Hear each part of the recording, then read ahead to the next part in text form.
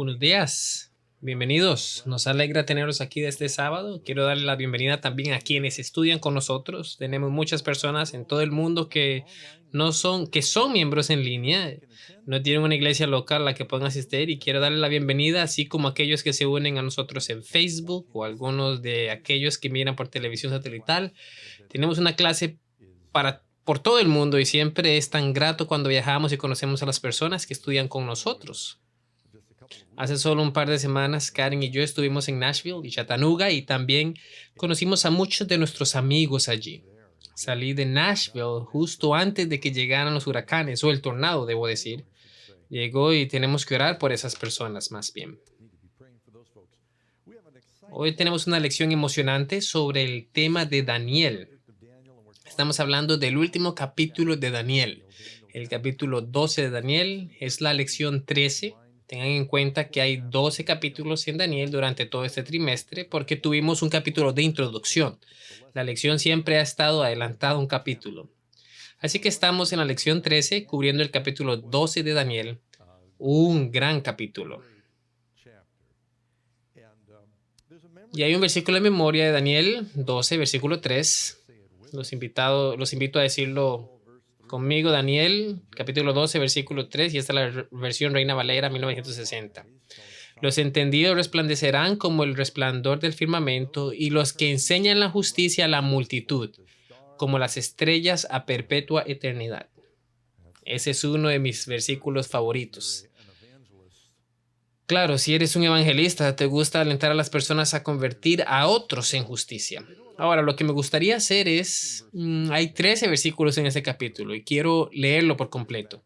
Y luego vamos a retroceder y vamos a estudiarlo. Este es un capítulo muy importante, es una especie de culminación del libro de Daniel y es algo así como un capítulo controversial porque hay más profecías de tiempo en este capítulo que cualquier otro pasaje corto de la Escritura.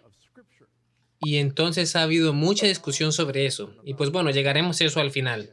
Pero hay mucho material. Pero bueno, creo que me estoy adelantando. Entonces vamos a leer estos versículos. Los leeré por ustedes y luego retrocederemos y los estudiaremos punto por punto. Daniel capítulo 12, versículo 1. En aquel tiempo se levantará Miguel, el gran príncipe que está de parte de los hijos de tu pueblo. Y será tiempo de angustia, cual nunca fue desde que hubo gente hasta entonces. Pero en aquel tiempo será libertado tu pueblo, todos los que se hallen escritos en el libro. Y muchos de los que duermen en el polvo de la tierra serán despertados, unos para vida eterna y otros para vergüenza y confusión perpetua. Los entendidos resplandecerán como el resplandor del firmamento, y los que enseñan la justicia a la multitud como las estrellas a perpetua eternidad. Pero tú, Daniel, cierra las palabras y sella el libro hasta el tiempo del fin. Muchos correrán de aquí para allá y la ciencia se aumentará. Y yo, Daniel, miré y he aquí otros dos que estaban en pie, el uno a este lado del río y el otro al otro lado del río. Y dijo uno al varón vestido de lino que estaba sobre las aguas del río: ¿cuándo será el fin de estas maravillas? Y oí al varón vestido de lino que estaba sobre las aguas del río, el cual alzó su diestra y su siniestra al cielo y juró por el que vive por los siglos, que será por tiempo, tiempos y la mitad de un tiempo. Y cuando se acabe la dispersión del poder del pueblo santo, todas estas cosas serán cumplidas. Y yo oí, mas no entendí. Y dije: Señor mío, ¿cuál será el fin de estas cosas? Él respondió: Anda, Daniel, pues estas palabras están cerradas y selladas hasta el tiempo del fin. Muchos serán limpios y emblanquecidos y purificados. Los impíos prodecerán impíamente y ninguno de los impíos entenderá, pero los entendidos comprenderán. Y desde el tiempo que se ha quitado el continuo sacrificio hasta la abominación desoladora, habrá 1290 días. Bienaventurado el que espere y llegue a 1335 días. Y tú irás hasta el fin y reposarás y te levantarás para recibir tu heredad al fin de los días. Ok, ahora vamos a ir a repasar estos versículos uno por uno y llegaremos tan lejos como podamos, pero al menos podemos decir que terminamos el libro de Daniel, amén. quería leerlo con ustedes. En primer lugar, en aquel tiempo. ¿En qué tiempo? Para entender de qué está hablando cuando dice en aquel tiempo, tenemos que regresar y vamos al capítulo 11. Y en el versículo 40 del capítulo 11 notaremos que dice, pero al cabo del tiempo del rey del sur contenderá con él o lo atacará, y el rey del norte se levantará contra él como una tempestad, con carros y gentes de a caballo y muchas naves, y entrará por la tierra, inundará y pasará. Entrará también a la tierra gloriosa. Entonces, cuando dice en aquel tiempo, está hablando del tiempo del fin. Ahora, la frase el tiempo del fin se menciona 5 veces. Creo que se llama el fin de los tiempos o el tiempo del fin en el libro de Daniel. Entonces, Daniel es un libro de profecía que traza sobre el fin del tiempo. Se menciona varias veces en el libro. Y las profecías en Daniel típicamente van desde el tiempo de Daniel, cuando tiene la profecía, hasta el final de los tiempos, cuando se restaura el reino de Dios. Tengan en cuenta que el libro de Daniel está escrito en el contexto de uno de los hijos o nietos de Ezequías, de la simiente real. Han sido desplazados, el templo ha sido destruido, han sido conquistados, han sido llevados a otro reino, y el tema del libro es cuándo se restaurará el reino de Dios. Y va más allá del reino de Israel, después de ser restaurado a los 70 años. Continúa hasta la restauración final bajo el Hijo de Dios.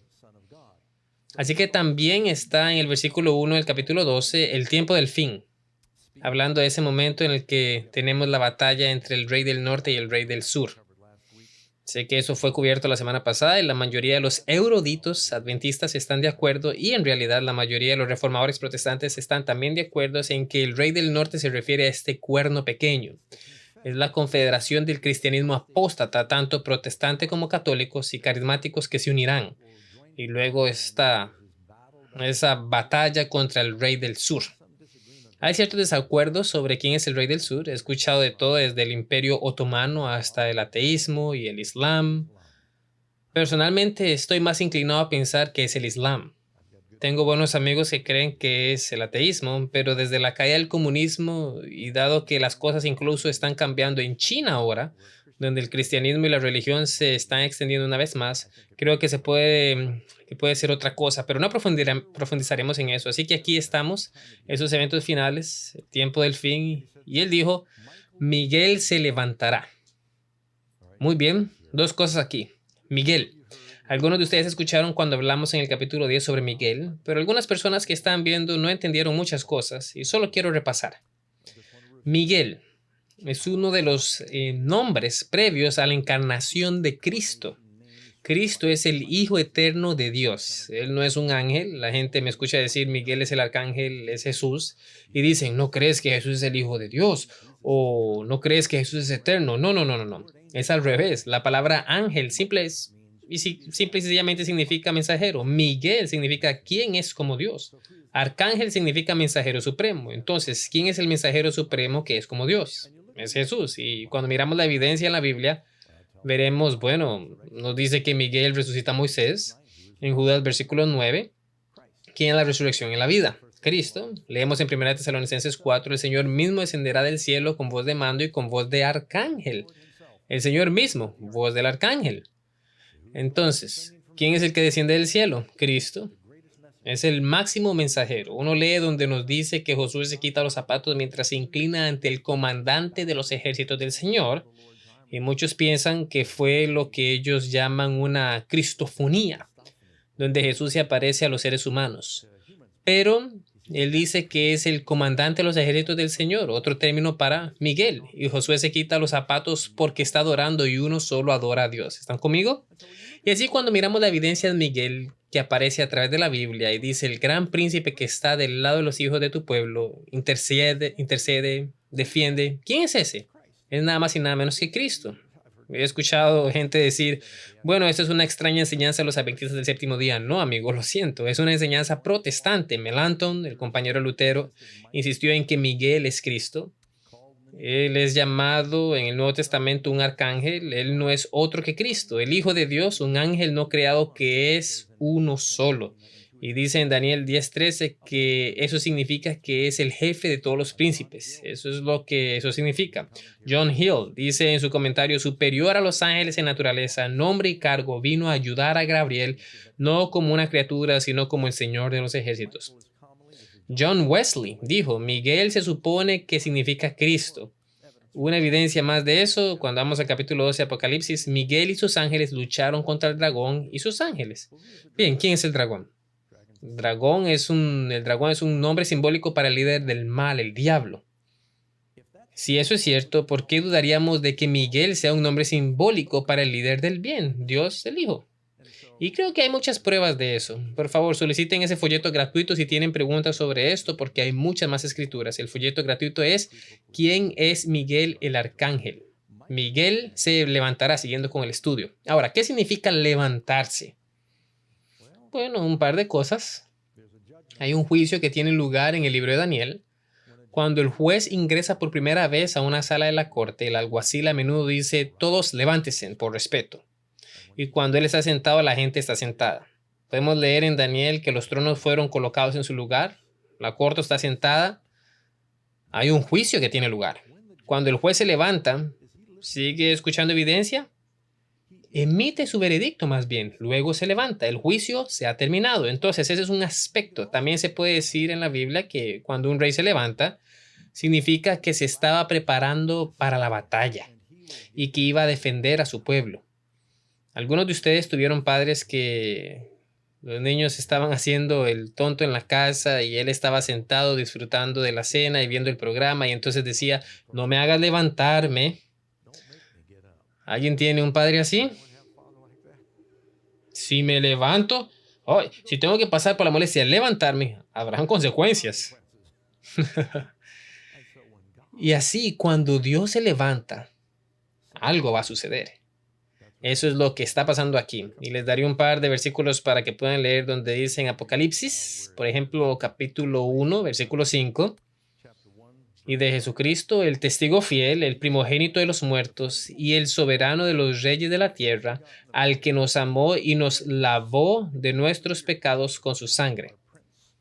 Entonces dice Miguel, nuestro príncipe, y al que nos amó y nos lavó de nuestros pecados con su propia sangre. Vamos a Isaías 3:13. El Señor está en pie para litigar y está para juzgar a los pueblos. Y juzgar significa ejecutar juicio. Apocalipsis 14:1. Después miré y aquí el Cordero estaba en pie sobre el monte de Sión y con el 144,000 que tenían el nombre de él y el de su padre escrito en la frente. Y nos dice que él es un gran príncipe que está de parte de los hijos de nuestro pueblo. Él es el intercesor. Si miramos en Romanos 8:34, ¿quién es el que condenará? Cristo es el que murió, más aún el que también resucitó, el que además está a la diestra de Dios, el que también intercede por nosotros. Entonces Jesús es ese gran príncipe que está de parte de los hijos del pueblo, del pueblo de Dios, algo así como un abogado defensor que nos defiende e intercede en nuestro nombre. Probablemente hayan visto pinturas antes donde se representa a Jesús. Harry Anderson tiene una pintura muy bonita donde Jesús es retratado y todo lo que se ve es la luz de Dios. No se ve el trono de Dios, se ve la luz del trono del Padre que brilla sobre Cristo. Hay algunas sombras en el fondo y Jesús extiende sus manos ante el Padre. Probablemente hayan visto pinturas como esas. Él está intercediendo, Él está de pie como nuestro mediador, nuestro paracletos, nuestro intercesor ante el Padre. Veamos en Hebreos 7:25. Por lo cual puede también salvar perpetuamente a los que por Él se acerquen a Dios, viviendo siempre para interceder por ellos. Ahora mismo, debido a Jesús, el tiempo de gracia no se ha cerrado. La puerta de la misericordia está abierta y podemos acercarnos con valentía al trono de Dios. No hay más velo que nos separe de Dios. En Cristo se quita el velo. Vamos al Padre mismo y directamente. Oramos directamente al Padre por medio de Cristo. No tenemos que pasar por un sacerdote, no tenemos que pasar por un mediador terrenal. Tenemos un amigo en el cielo y es un mediador celestial. Esta es una de las grandes batallas de la Reforma. ¿Saben? La iglesia decía, tienes que pasar por los sacerdotes para llegar a Dios. Y Lutero y otros dijeron, no, ahora podemos venir valientemente ante el trono por medio de Cristo. ¿Qué privilegio? Podemos ir directamente a Dios y podemos leer ese versículo aquí en Daniel 7, versículo 10. Un río de fuego procedía y salía de delante de él. Millares de millares le servían y millones de millones asistían delante de él. El juez se sentó y los libros fueron abiertos. Entonces, este juicio tiene lugar antes en Daniel. Cuando llegamos al último capítulo, Miguel se levanta. Se acaba el juicio. En todo el libro de Daniel, el pueblo de Dios está siendo oprimido por varios reinos. Miguel se levanta, ciñe su armadura, monta su caballo. Lo vemos en Apocalipsis, viniendo como la palabra de Dios, saliendo para conquistar y para defender y libertar a su gente también. Entonces, esto es lo que está sucediendo aquí en los primeros versículos. Y fíjense qué más dice. Y será tiempo de angustia, cual nunca fue desde que hubo gente hasta entonces. Pero en aquel tiempo será libertado tu pueblo, todos los que se hayan escrito en el libro. En el libro. Wow. Hay mucha cosa ahí en esos versículos. En primer lugar, tiempos de angustia. ¿Hay tiempos de angustia? ¿Cuántos de ustedes han pasado por un tiempo de angustia? La mayoría de nosotros, ¿no es así? Diversos grados y vemos las noticias y vaya, acabamos de regresar de Australia y tenían fuego y lluvia. Estaba todo ardiendo y luego estaba todo inundado. Uno piensa en la Primera Guerra Mundial y la angustia en las trincheras de Francia y Alemania fue terrible. Uno piensa en la Guerra Civil. Estados Unidos perdió más personas durante la batalla en la Guerra Civil que en toda la Segunda Guerra Mundial. Solo el derramamiento de sangre, la carnicería, fue increíble. Tiempo de angustia. Uno piensa en el Holocausto y la Segunda Guerra Mundial. Pensamos también en los tsunamis del 2004. 260,000 personas murieron en 2 días. De hecho, han habido tiempos de angustia, pero cuando habla de este tiempo de angustia, no está confinado a este lugar o a ese lugar. Se trata de un tiempo de angustia universal y no se puede comparar con nada que haya habido antes. Dice, cual nunca fue. Ahora, tengan en cuenta que cuando habla del tiempo de angustia, Jesús se refiere a esto. Déjenme leer lo que Jesús dice y luego explicaré un poco. Mateo 24, versículo 15, si tienen sus Biblias, dice, por tanto, cuando veáis en el lugar santo la abominación desoladora de que habló el profeta Daniel, el que le entienda, hablaré más sobre eso cuando lleguemos a las fechas de este estudio. Pero en primer lugar, ¿cree Jesús que Daniel fue un profeta? Así que estamos realmente seguros creyendo que Daniel fue inspirado por Dios porque Jesús dijo que fue así. De lo contrario, tendríamos que tirar toda la Biblia. En ese caso, ¿qué es lo que hacemos aquí?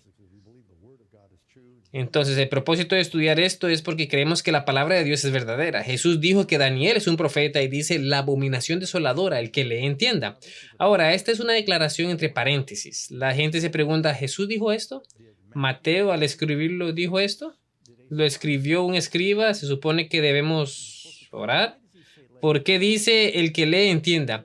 Debido a que acabamos de leer en capítulo 12, él dice, los sabios entenderán. Dijo que no todos lo entenderían y es posible que no lo entiendan hasta el tiempo del fin. En el tiempo del fin será descubierto. Entonces hay una oración insertada en esta declaración, que los sabios entiendan. Entonces los que estén en Judea, huyan a los montes. Por supuesto, depende de dónde estemos. El que esté en la azotea, no descienda para tomar algo de su casa. Esta va a ser un tan mal momento. Mejor dirigirse a las colinas como Lot, huyendo de Sodoma. Él dijo, ni siquiera mires atrás. Y el que esté en el campo no vuelva atrás para tomar su capa. Hay una urgencia. Mas hay de los que están en cinta y de los que críen en aquellos días. Tomen nota de eso. Orad pues que vuestro día no sea en invierno ni en sábado. Hablando de escapar. No es algo ligero. No sea en invierno ni en sábado. Todavía sabía que el pueblo de Dios guardaría el sábado. Ahora, escuchen lo que Jesús dijo en versículo 21 de Mateo 24. Porque habrán entonces gran tribulación, cual no la había desde el principio del mundo hasta ahora, ni tampoco la habrá. Y si aquellos días no fuesen acortados, ninguna carne sería salva. Mas por causa de los escogidos, aquellos días serían cortados. La palabra carne no solo significa humano, significa que no hay vida. Es la misma palabra utilizada para la carne refiriéndose a animales. Mas por causa de los escogidos, aquellos días serán acortados. Eso es bastante poderoso. Jesús dice, sí, Daniel habla en serio cuando dijo que habrá un tiempo de angustia como nunca lo había, pero y hay un periodo de tiempo relacionado con el tiempo de angustia. El tiempo, tiempos y la mitad de un tiempo, los 3 años y medio, los 42 meses, los 1260 días, el principio de día por año. Eso todo es profecía. Típicamente ese periodo de tiempo es un tiempo de persecución. Fue durante un tiempo de angustia que no llovió durante 1260 días en el tiempo de Elías, ¿verdad? Jezabel estaba matando a los profetas, se esconden en cuevas, están huyendo por sus vidas. Hubo otro periodo de 3 años y medio durante el tiempo del ministerio de Cristo y durante ese tiempo tuvo que esconderse. Le decían, si vas a Jerusalén te matarán. Tomaban piedras, querían arrojarlo por un acantilado. Fue un tiempo de persecución y rechazo. Entonces tenemos ese tiempo al final de 3 años y medio cuando los discípulos están en Jerusalén, Esteban es asesinado y el primer mártir cristiano se convierte en el primer mártir cristiano. Otro periodo de 3 años y medio. Entonces tenemos los 3 años y medio de la Edad Oscura. Ahora este es un tiempo de angustia histórico. En Mateo 24 Jesús responde 3 preguntas. ¿Cuáles serán las señales de tu venida, de la destrucción de Jerusalén y del fin del mundo? Él mezcla su respuesta. Lo que le sucede a los judíos, si leyeron el libro El conflicto de los siglos, comienza con la caída de Jerusalén. Lo que le sucede a los judíos es un preámbulo de los últimos días. El gran tiempo de angustia por lo que pasaron los judíos cuando Jerusalén fue destruida fue terrible. Sí, leyeron sobre eso, ¿no? Eso también prefigura un tiempo histórico de angustia desde el 538 hasta 1798, cuando la mujer huye al desierto y el dragón intentó destruirla porque no pudo llegar al hijo. ¿Siguen conmigo? ¿Me siguen? 1270 años en los que el gobierno político y religioso de la época mató aproximadamente de 30 a 50 millones de cristianos y judíos por su fe. Dice que al final de este tiempo el sol se oscurece, la luna se vuelve sangre, las estrellas caen del cielo. Esas cosas sucedieron históricamente, pero sucederán nuevamente en rápida sucesión cerca del final de los tiempos.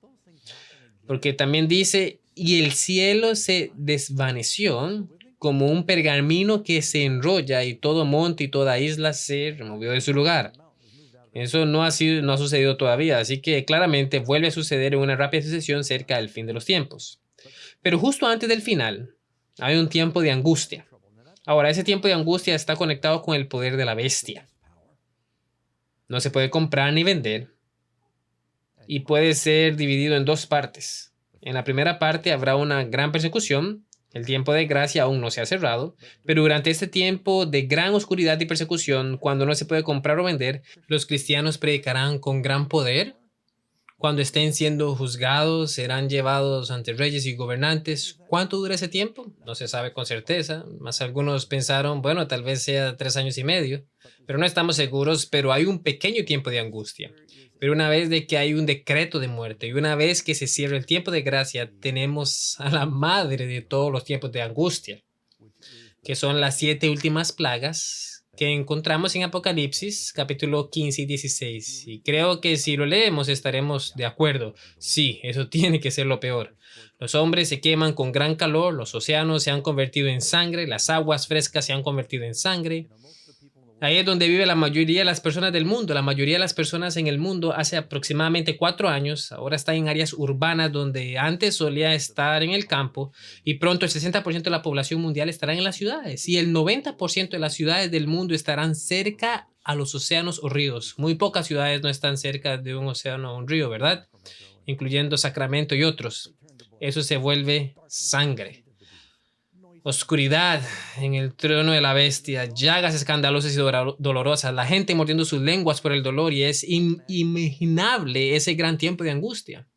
No me preocupa esa parte porque la Biblia promete en Salmos 91 que durante ese gran tiempo de angustia, solo con tus ojos verás, y he aquí que el castigo de los impíos, ninguna plaga se acercará a tu morada.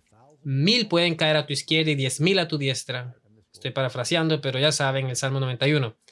Entonces ya vemos si está sucediendo a nuestro alrededor. Estamos viendo que sucede a nuestro alrededor esto. Y no creo en el rapto secreto, que nos vamos antes de este tiempo de angustia, pero ninguna plaga se acercará a tu morada. Dios protegió a los hijos de Israel durante ese tiempo de angustia antes del Éxodo. Va a venir el Señor y sacarnos de este mundo. Habrá un éxodo masivo cuando el Señor descienda del cielo, ¿verdad? Estamos aquí durante esas 7 últimas plagas, pero Él nos preservará durante eso. Hubo 10 plagas que cayeron sobre Egipto. Las primeras 3 plagas, los israelitas experimentaron el sufrimiento junto con los egipcios, pero Dios los protegió de las 7 últimas plagas que cayeron sobre Egipto. Entonces hay una lección allí, y Él nos protegerá durante las 7 últimas plagas. Entonces hay un buen tiempo de angustia, y dice, cada uno de los salvos está escrito en el libro. ¿Qué libro creen que es ese? El libro del Cordero, el libro de la vida. ¿Y está tu nombre escrito allí? La Biblia dice, aquellos que piensan a menudo en el Señor, hablan de Él, oran, dicen, no quitaré su nombre de mi libro que he escrito.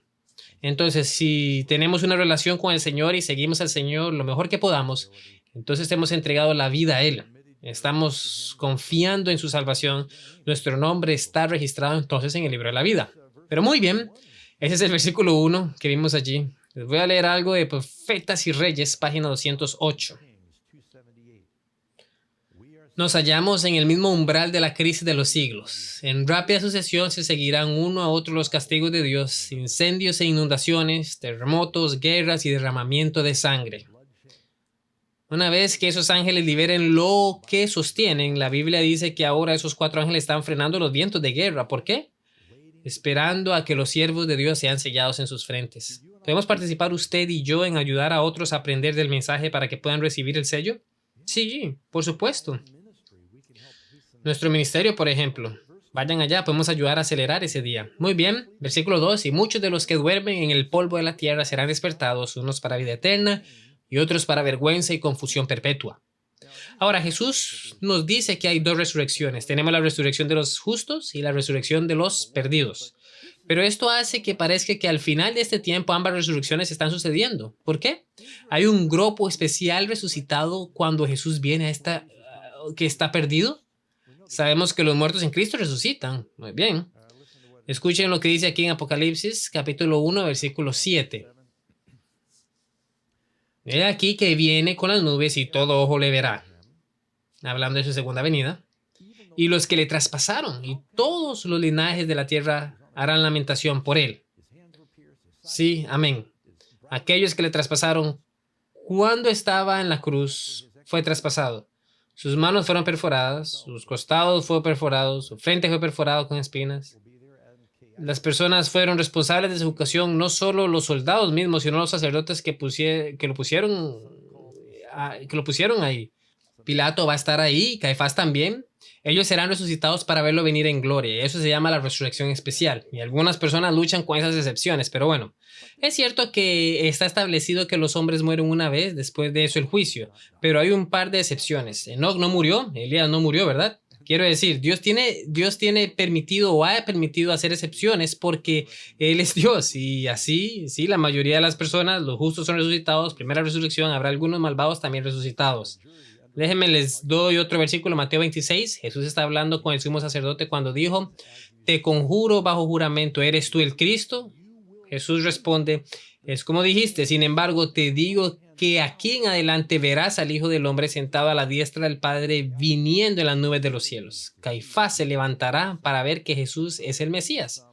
Y entonces habrá algunos que estuvieron especialmente involucrados en el juicio y la ejecución de Cristo que tendrán que resucitar. Pero para la mayoría, los malvados, su resurrección tiene lugar al final de los 1000 años. Dice, bienaventurado y santo el que participa en la primera resurrección, Apocalipsis capítulo 20. El resto de los muertos, si los muertos en Cristo resucitan primero, ¿quiénes son los demás? Los malvados vienen después de que los 1000 años han terminado. Juan 5, 28 y 29. No se maravillen de esto, porque viene la hora en que todos los que están en las tumbas oirán su voz y saldrán. Los que han hecho el bien a la resurrección para vida, los que han hecho el mal. Ahora noten, no somos salvos por fe, pero aquí Jesús hace que parezca que somos salvados por las obras.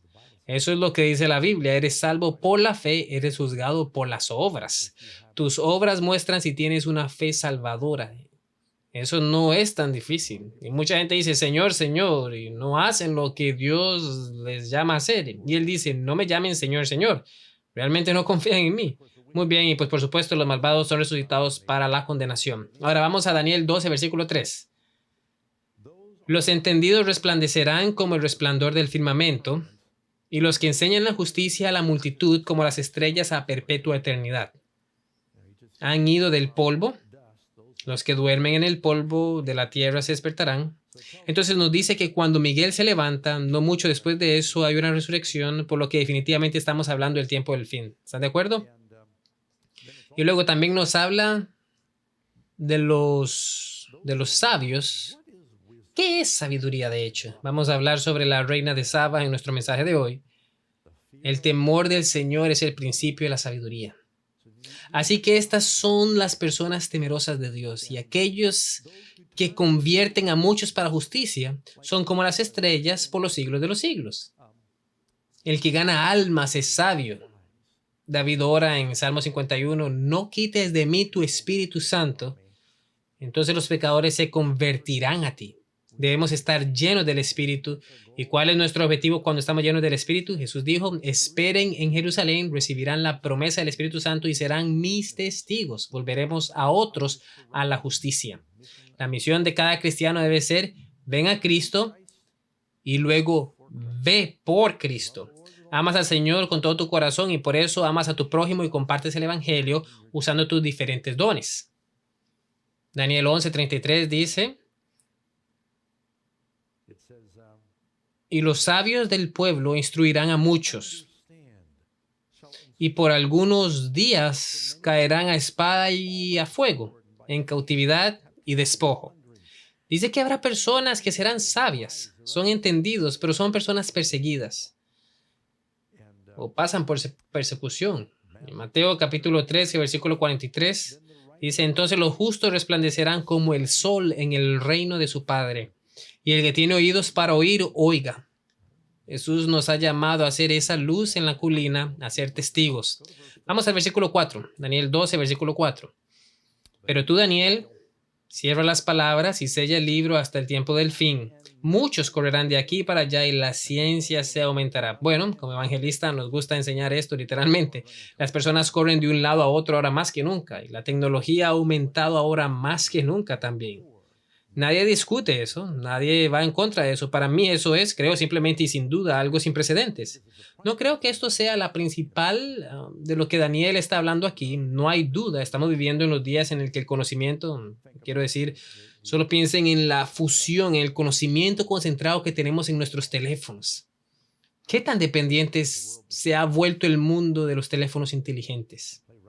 Jugué racquetball con un chico hace unas semanas y él tenía un gran bulto en su bolsillo y le dije, ¿no quieres poner tu billetera en otro lugar? Él dijo, oh, no, es mi teléfono. Le dije, ¿estás jugando a racquetball con tu teléfono?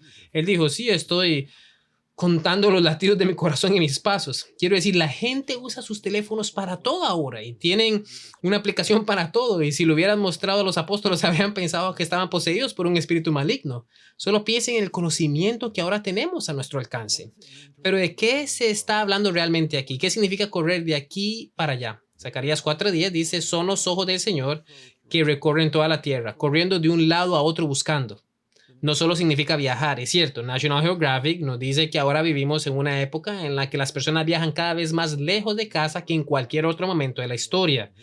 Pero correr de aquí para allá significa buscar. Veamos en Amós 8, versículo 12. E irán errantes de mar a mar, desde el norte hasta el oriente, descubrirán buscando palabra de Jehová y no la hallarán. Entonces, ¿qué va a pasar en los últimos días? Bueno, ¿cuál es la preocupación de Daniel en el capítulo? Él dijo, la gente no entiende. Varias veces Daniel tiene una visión, luego el ángel lo ayuda a comprender y entonces dice, no entiendo. Dice, pero el sabio entenderá. ¿Cómo van a entender? Corren de aquí para allá, corriendo de aquí para allá. ¿Hacia dónde? Del Génesis al Apocalipsis. Están atravesando la palabra de Dios.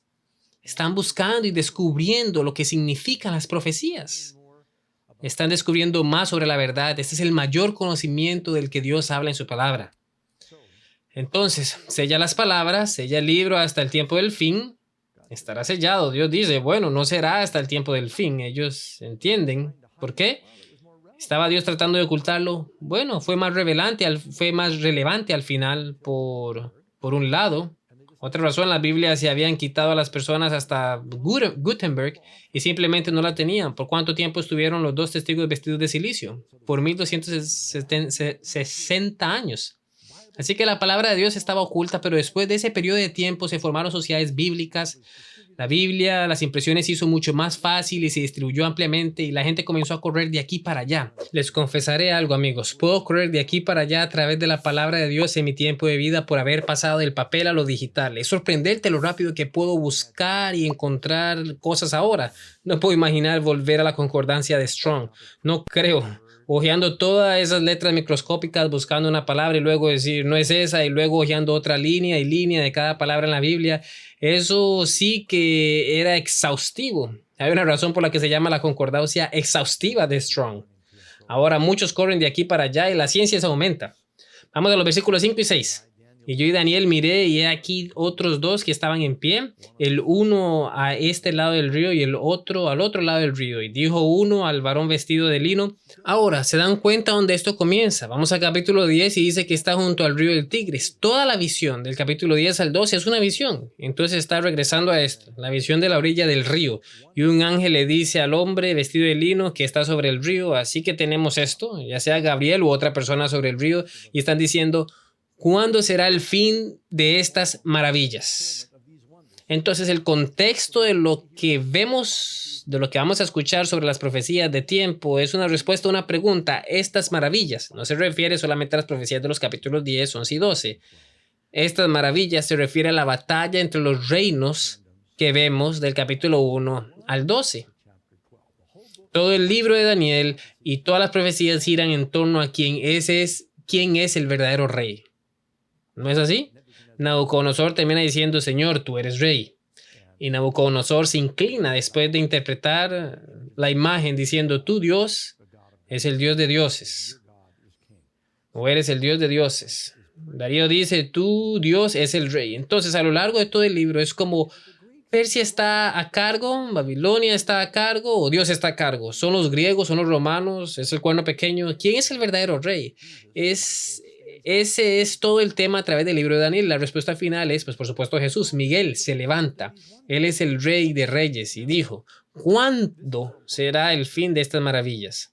Ahora, esto es muy importante de entender porque Dios a menudo da los versículos finales. Él dice: tiempo de angustia, cada uno escrito en el libro de la vida se salvará, brillará para siempre. Entonces Dios regresa y da más detalles. Él está volviendo a esta visión que había sido encubiertas. Muchas de las visiones sobre los reinos. Vamos a Daniel 12, versículo 7. Y oí al varón vestido de lino que estaba sobre las aguas del río, el cual alzó su diestra y su siniestra al cielo y juró por el que vive por los siglos, que será por tiempo, tiempos y la mitad de un tiempo. Y cuando se acabe la dispersión del poder del pueblo santo, todas estas cosas serán cumplidas. En otras palabras, la finalización de la destrucción del poder del pueblo de Dios. Fueron perseguidos, dispersados y destrozados durante 1260 años. Luego la bestia recibe una herida mortal. Y luego todo esto sucede en el contexto de una gran reforma y se imprimen Biblias y el gran despertar en 1798. Dios levanta un nuevo país que habla como Cordero, se convierte en la sede de las misiones internacionales y también se convierte en la potencia militar más grande del mundo. Y comienza protegiendo la libertad religiosa y entonces está llegando a nuestros días aquí.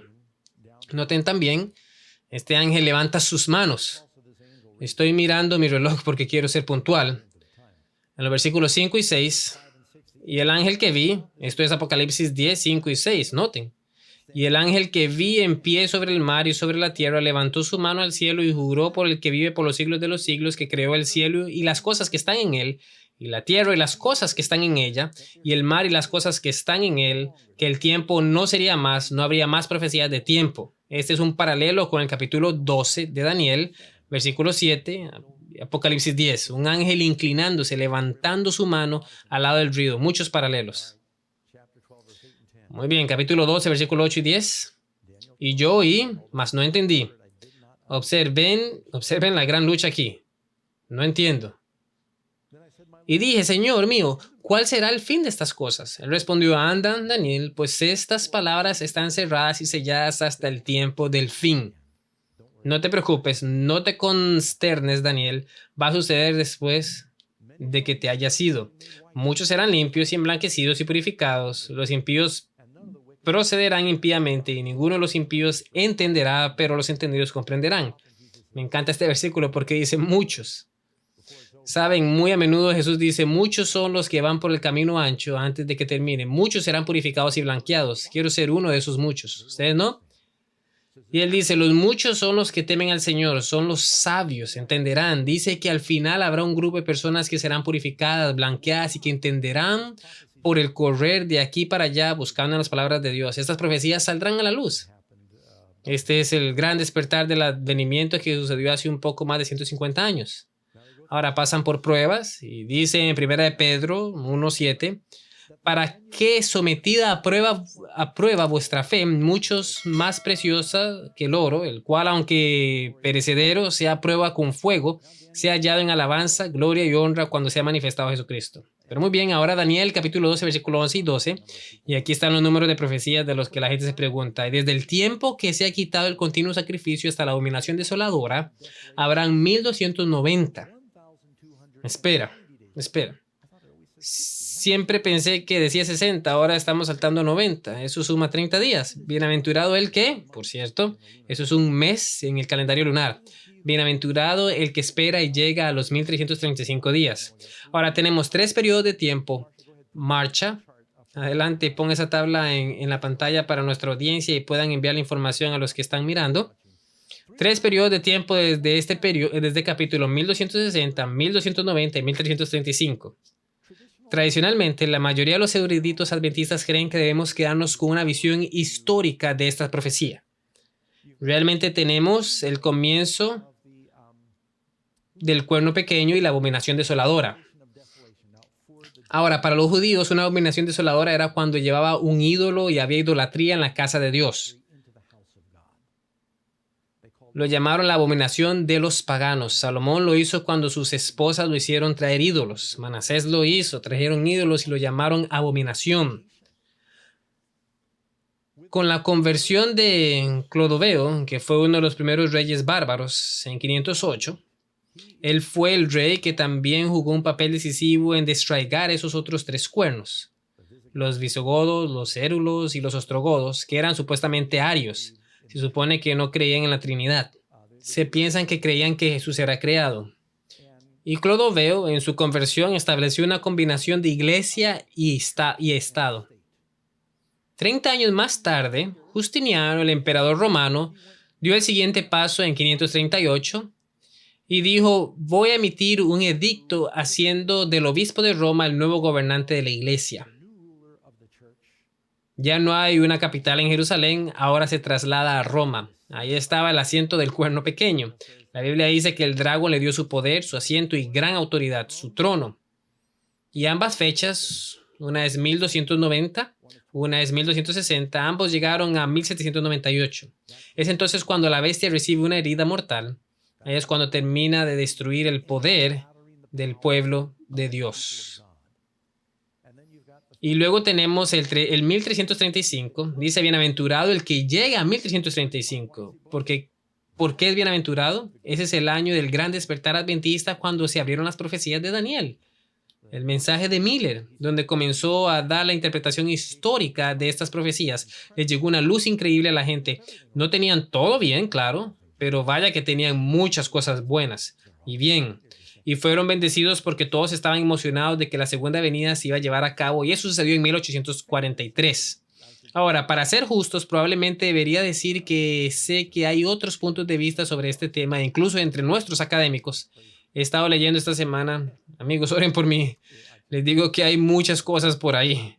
Un gran erudito en nuestra iglesia, fue vicepresidente, Roy Allen Anderson, tiene buenos libros sobre profecía. Dijo, ¿saben? Hay un misterio. Podría ser la típica interpretación histórica, pero es posible que se trate del Islam, pues desde el llamado de los santos de Muhammad hasta que el Imperio Otomano cayó hubo 1335 días. Ahora, no estoy de acuerdo con él, pero ese es un punto de vista que fue presentado por años por Roy Allen Anderson. Hay mucha gente protestante. Ellos dicen, oh, todo eso está en el pasado, fue Antíoco Epífanes. Pero eso no funciona. Él fue un rey griego, Seleucida, que atacó a Jerusalén y trajo una abominación al templo. Eso no funciona porque las profecías de Daniel van mucho más allá del imperio griego, van más allá de la Roma pagana, van más allá de la Roma papal también. Entonces, ¿por qué se detendrían allí, allá atrás con los griegos? Eso no tiene sentido. Este es el que creo que tiene más sentido ahora. Hay personas que luego dicen, bueno, tal vez este es un momento en el que debes aplicarlo, no son años literales, o los días no representan años, sino que son días literales. Y entonces eso significa que habrá tribulación de 3 años y medio y habrá una ley dominical y luego 30 días después de la ley dominical, entonces comenzarán las plagas y las plagas durarán 45 días. ¿Y saben qué? Tendremos que esperar y ver. No enseño eso porque ¿de qué sirve una profecía de tiempo una vez que se cierra el tiempo de la gracia? Quiero decir, ¿cómo va eso a redimir a alguien? El propósito de las profecías es redimir. Es para salvar a la gente. Pero bueno, cuando llegue el momento, si eso sucede, pues sucede. Pero creo que debemos mantener la perspectiva histórica de estas cosas. El hecho es que la abominación desoladora, la adoración a María, la misa, confesar los pecados a un sacerdote, creer que el infierno arde para siempre, el limbo, del purgatorio, todas esas abominaciones, por lo que la verdad fue echada por tierra. Todo llegó durante este periodo de tiempo con el apoyo de la iglesia y el Estado, y duró más de un milenio. Esto es lo que la historia mira. La historia no mira un titular que un día desaparece. La profecía bíblica más bien está mirando el panorama general. Estos son eventos generales que tuvieron lugar y esto es lo que creo que está hablando. Luego llegamos al último versículo, pues hay que terminar. Sé que me pasé un minuto, pero bueno, aquí vamos. Daniel 12:13. Y tú irás hasta el fin y reposarás y te levantarás para recibir tu heredad al fin de los días. La frase allí, tu heredad, ¿recuerdan cuando Josué dividió la tierra prometida? Decía, les echó suerte en Silo, Josué 18:10, delante del Señor. Dividió la tierra a los hijos de Israel. Ese es el lenguaje que se usa. Dios le está diciendo a Daniel, él dice, vas a tener tu suerte en la tierra prometida, vas a descansar. ¿Qué significa? Descanso. Muchos de ellos duermen en el polvo de la tierra. Daniel dormirá. Ahora, no solo significa que Daniel resucitará y que obtendrá su herencia eterna, sino que significa que al final de estos días, Daniel, sus escritos, cobrarán vida. En 1843 y durante ese periodo de tiempo se arrojó una gran luz sobre los escritos de Daniel, así que hay mucho más que podríamos decir sobre eso. Con suerte encontraremos algo edificante y eso espero. Realmente disfruté nuestro estudio sobre el libro de Daniel. ¿Y ustedes? Y ahora no olviden, la próxima semana, amigos, asegúrense de descargar o ir a la iglesia adventista local y obtener el próximo folleto. Habla sobre la hermenéutica de la Biblia, simplemente cómo entender la Biblia. Si no se lee la Biblia correctamente, ocurren interpretaciones extrañas. Este va a ser un gran estudio. Así que muchas gracias por estudiar la palabra de Dios con nosotros y esperamos hacerlo nuevamente en la próxima semana.